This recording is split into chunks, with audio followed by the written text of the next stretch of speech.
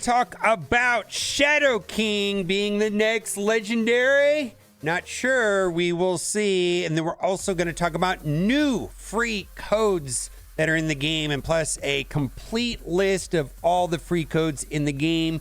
The next one that we just got the other day was Orcus, and you get a bunch of stuff. Now this has to be done relatively soon. I think this code expires. Now, there is a website called Destructoid.com Marvel Strike Force codes that is current as of the middle of September. And so these are all the codes that are currently working in game. They also have the codes that have expired. They've also done a good job of updating the codes when they are released, when the content creator Crucible tournaments. That's a lot of C's.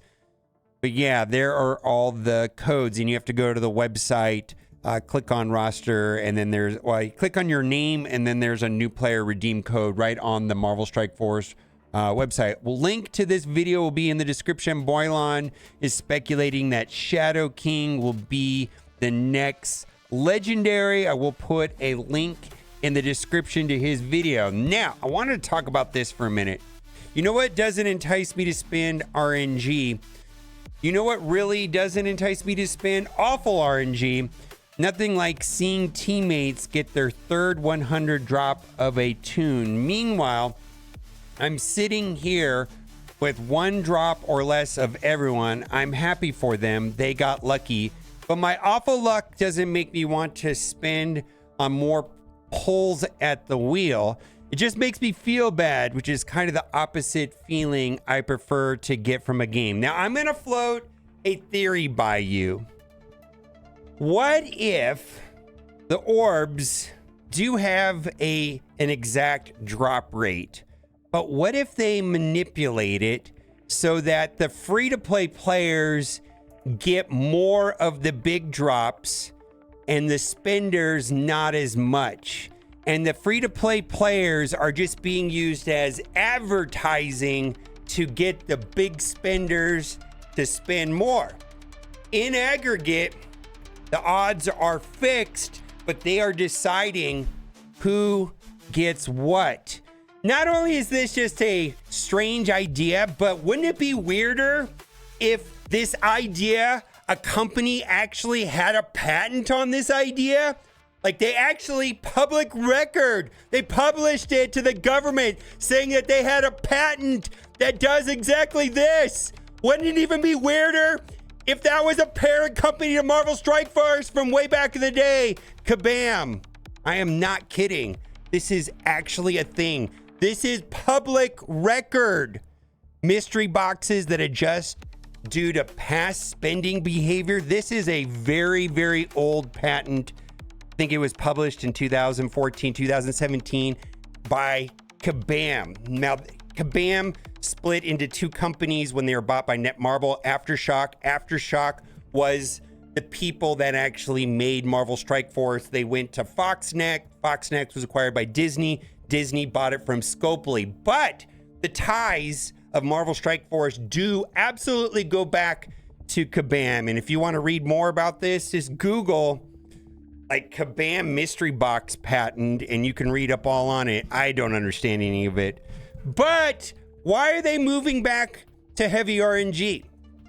This game hasn't had a lot of RNG, but why now? Other games that I play, like Raid Shadow Legends, has a lot of RNG in it, and that's just a part of the game. Some people like it, some people don't. Lately, one of the things that I've been enjoying in Marvel Strike Force, frankly, is the Diamond Orbs. You know, I don't know. It's just kind of weird. Sometimes you enjoy surprise mechanics. Kind of feels like opening Magic the Gathering cards and getting the rare foil or something like that. Will all characters outside of Legendary, Mythic, Epic now be 100 shard unlocked? Did a quick search but couldn't find any official line from Scopely, but I'm wondering if all normal releases will now be done via this fun and engaging RNG orb. I hope not.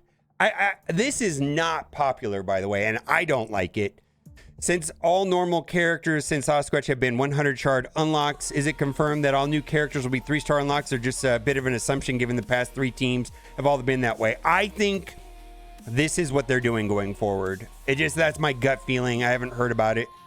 I'm not asking to criticize the moment about current release method. Just curious. Financially speaking, I can't imagine it make much sense for to do this orb system with 45 shard unlocks, which is true.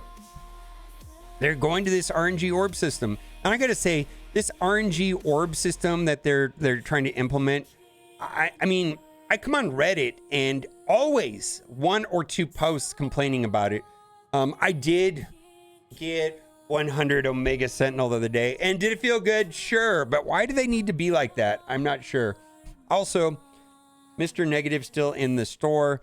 Why is Mr. Negative still a free character in the shard open option in the store? Now, they did that forever and a day, even with Wolverine. It used to be that, I think it still is, when you do all your daily activities, you get Wolverine. And then at one point, they stopped doing that. McGovern's like, why are we still getting Wolverine? I've had Wolverine unlocked for years.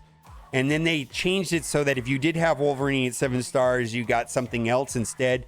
I kind of wish they would do that with Mr. Negative, because yeah, this just goes into Ultimus food.